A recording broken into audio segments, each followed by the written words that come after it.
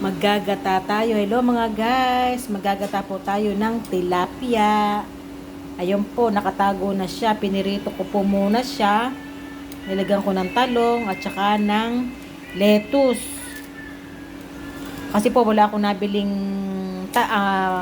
pechay. Yan po nilagay ko, lettuce, tsaka talong. Pinirito ko po yung talong. Tapos nasa ilalim yung bawang, sibuyas, luya. Tsaka ko po siya lalagyan ng maraming talong. Mamaya ko po ipakikita sa inyo kung ano ang kalalabasan ng ating ginataang tilapia. Bubuhayin na po natin siya today at magluluto na tayo. Happy Friday po sa ating lahat. Happy Friday.